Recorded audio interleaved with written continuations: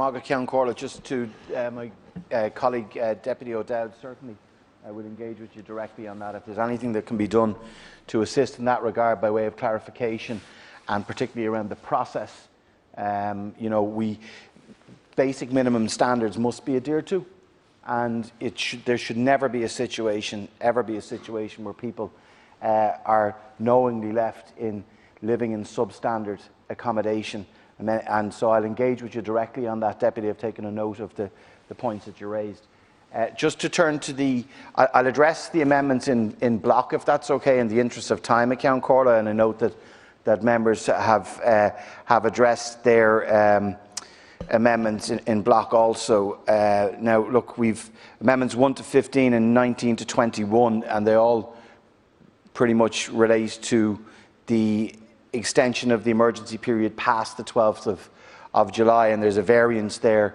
Some are seeking October, some are December, some are April next year. I see Deputy O'Brien said he'll take whatever, and that seems to be the approach to some legislation. I'll just take whatever's available. It doesn't really matter, but it does matter, and we have a duty as a government to ensure that anything that we pass here is proportionate, is legal, is constitutional, and is not open to challenge. I know at a previous debate on tenancy legislation as well that the Sinn Féin spokesperson had also said, well, we'll just test it in the courts. So to set aside the Attorney General's advice and just do it anyway, I think that is an incredible attitude to have with regard to passing legislation and laws that govern our state.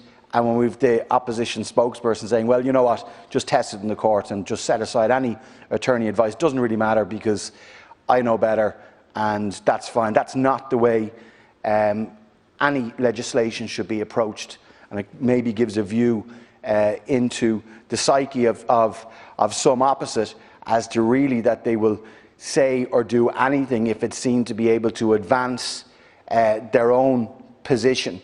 And that's not the way we should be approaching very serious matters of protecting the most vulnerable tenants. So to turn specifically to the amendments that are tabled, I cannot accept amendments 1 to 15 or indeed 19 to 21, which seek to increase the proposed extension in this bill of the emergency period under Planning and Development and Residential Tenancies Act 2020, the PDRTA, from 3 months by varying lengths to provide an extension of either 6 months, 8.5 months or 12 months, ending on the 12th of October, the 31st of December or the 12th of April. The amendments also propose consequential amendments to other dates within the Act, which correspond with the various expiry dates proposed for the emergency period under the Act. Subsection 1 of Section 9 of the PDRTA defines an emergency period from the 11th of January 2021 to the 12th of April 2021, during which the enhanced tenancy protections under the Act apply for tenants in arrears, subject to conditions and to procedural requirements. Section 1 of the bill, in paragraph A, proposes to extend the expiry date of the emergency period from the 12th of April 2021 to the 12th of July 2021. And in line with the advices of the Office of the Attorney General, which I respect and regard as the main law agent of the state, others don't, that's up to them to explain why they don't, the government seeks to limit as much as possible any interference with the constitutionality of protected property rights. And let's remember again who many of these people were talking about, the 86% of landlords who are very normal people, who own one and two, most of them one property, some two. Hasn't been outlawed, as far as I'm aware, yet that someone cannot be a landlord. So whilst it's legal and that they can be, they do deserve an element of protection also. And this is about proportionality. Again, others will set that aside and try to make a play on it, but you can't just disregard people's rights at a whim or at the drop of a hat, or if it's deemed that it's going to get you some airplay somewhere outside of this chamber or a nice article in a newspaper. COVID-19 has indeed brought much uncertainty. The government's proposed 3-month extension of the application of the enhanced tenancy protections under the Act aims to complement our wider efforts to suppress the spread of COVID-19 across the country. And none of us, I think, when we debated the origin of this Act going back to last August, could have foreseen the fatal trajectory of COVID-19 on our island and across the globe. And even when we debated this particular Act, the PDRTA, in early December. And as legislators, we do need to work together to quickly react to suppress the spread of COVID-19 in everything that we do, not just in government, but I put it in opposition as well, that there's a responsibility for all members to play their part in that regard. And we might need to review the situation again for tenants closer to July, and I'm open to doing that should we need to, as I've done already on 3 previous occasions. And I would bring forward any necessary or targeted protections for most vulnerable tenants at that time. And I would remind people that protections under the PDRTA will help any tenant in financial difficulty whilst they're seeking income support from the state to help to pay their rent. Any tenant. Tenants need to act, and they do, and they need to engage, and they are, thankfully. And organisations such as Threshold, who I engage with on a regular basis, have been most helpful in ensuring that that happens. In relation, so tenants do need to act to avoid a build-up of rent arrears. There's no question. When we have the state supports with our emergency rent supplement payments and other payments, I would again encourage tenants to engage in that regard should they find themselves in difficulty to pay the rent. Paragraphs A to D of Section 1 of the bill updates various dates from April 2021 to July 2021 to reflect the extended emergency period. The proposed amendments to the PDRTA in this bill provide for the enhanced protections for tenants, subject to conditions. Indeed, I don't think anyone is suggesting that there shouldn't be any conditionality and procedural requirements under the Act to continue to apply from the 13th of April 2021 to the 12th of July 2021 if they've been economically impacted by the COVID-19 pandemic and consequently are unable to meet their obligations under the Residential Tenancies Act to pay rent due and are at risk of tenancy termination. They're the people we should be assisting, and that's what this bill will do should this bill be passed. So if this bill is opposed, those who oppose it will be voting against extending those provisions to July this year. So let's be really clear about that. That's exactly what that will mean. Again, some who voted against the original provisions going back to last August, and some indeed who continued to vote against those provisions in December of last year also. During this time, up to the 12th of July 2021, those tenants who need these additional protections on top of existing tenancy protections that are already in place will be safeguarded from eviction and indeed from rent increases. Paragraph B of Section 1 of the bill extends the eligibility expiry date from the 12th of April 2021 to the 12th of July 2021 for tenants to qualify as a relevant person within the meaning of subsection 6 of Section 10 of the PDRTA. If this bill is passed, a relevant person means a tenant unable to comply with his or her obligations to pay the rent due in respect of tenancy because he or she is or was at any stage between the 1st of August 2020.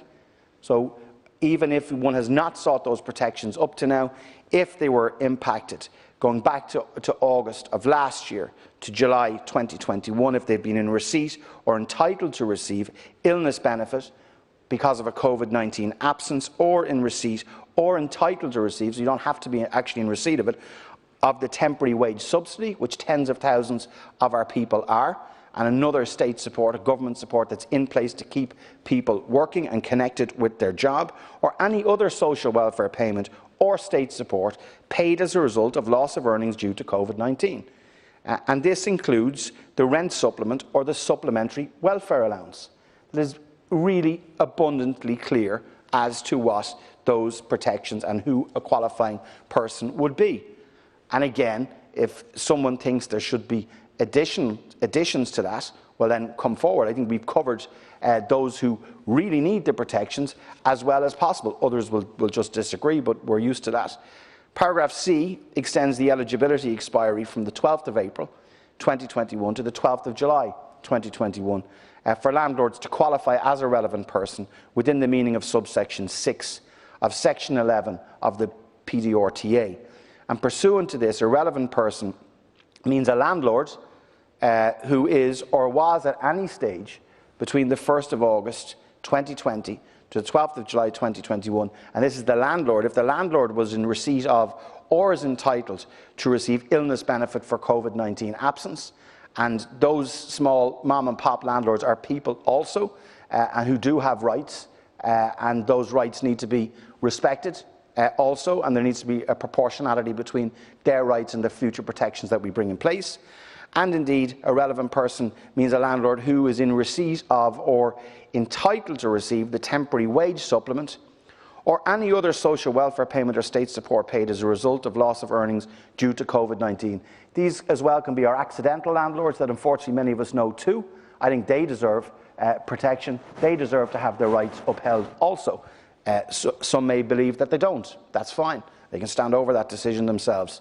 Subparagraph I of paragraph D of section 1 of the bill substitutes paragraph A of subsection 1 of section 12 of the PDRTA to provide that the earliest termination date that can be specified for a tenant protected under the Act is the 13th of July 2021, and that's extended from the 13th of April 2021, and make a technical reference to new subsection 1A to be inserted into section 12 of the PDRTA by section 1 of the bill. Subparagraph 2 inserts a new subsection 1A into section 12 of the Act. The new subsection 1A of section 12 applies as per paragraph C of that subsection to a notice of termination grounded on rent arrears.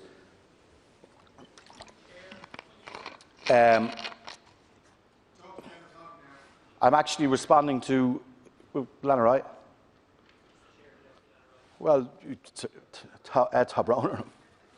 Luckily, I didn't hear any. Chair, very briefly on a point of order, the Minister should be speaking to the amendments, not giving a second state speech to avoid votes by talking down the clock. Not he's entitled to speak. Yeah. Thank you, Alaska and Cora, and I always respect your rulings. I would say, if I could say, that we're here dealing with, in total, amendments 1 to 15 and 19 to 21. So you've gone to the trouble of tabling the amendments. I think you should give me some opportunity to respond to them in detail, or maybe you don't want me to do so. But I believe it's important that it's put on the record of the House what this Act does, what the nature of your amendments would do, and why I'm not accepting them. I think people deserve to know that. Maybe the main opposition spokesperson doesn't, but I believe in transparency, and that's why, with the last Count Corla's permission, I'll continue. I'll conclude shortly, if you don't mind. But is that okay? Through the chair. All right. Yeah. Well, time again of it. Subparagraph. Let me just see where I was before I was interrupted. New subsection 1A of section 12 applies as per paragraph C of that subsection to a notice of termination grounded on rent arrears and served on a tenant during the emergency period, specifying a termination date that falls on or after the 13th of April 2021 and before the 13th of July 2021, i.e. it falls during the 3-month extension provided under this bill. Paragraph A of new subsection 1A of section 12 provides that, subject to paragraph B of that subsection, if the tenant is protected by the PDRTA and subsection 1A applies in their case, the specified termination date shall be deemed to be the 13th of July 2021. This measure provides the benefit of the enhanced protections to relevant tenants until that date. Paragraph B of the new subsection 1A of section 12 provides that the PDRTA protections cease to apply in relation to a relevant person, a relevant tenant. The protections under paragraph A shall also cease to apply 10 days thereafter. This Interrupt you now, but we are dealing with the amendments, and there's a whole long list of them, and you seem to be going through the bill. No, I'm not. Well, it's unclear to me just at this point what you're doing. But well, I'm actually. You have the floor, and I'm not taking it from you. But no, that's look. If you're asking me a question, I'm within about 30 seconds of concluding. Okay. I just want. Anyway, I'm sorry. As long as you want. It's simply... Deputy O'Brien might find this amusing. I think it's important that we're able to respond to amendments that have been put down. Minister, Deputy O'Brien is not in the chair. And, well, he's not. I'm trying to... As Las Cancórla, Tom Megiri Soleru all, that's Chin on me. Tom Wijikanchwi, Nalasia. Tom Biogna Creek Nanish. Okay, thank you.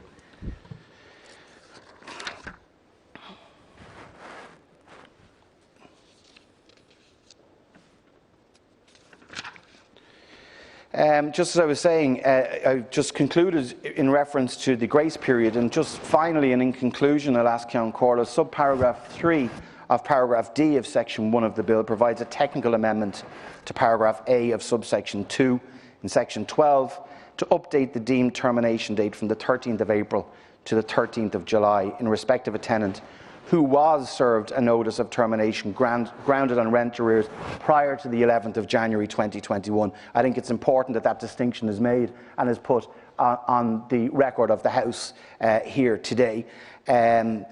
But are either specifying a termination date that falls between the 11th of January 2021 and the 12th of April, with a deemed termination date that falls between the 11th of January 2021 and April the 12th by virtue of Section 5(4) of the Residential Tenancies and Valuation Act 2020.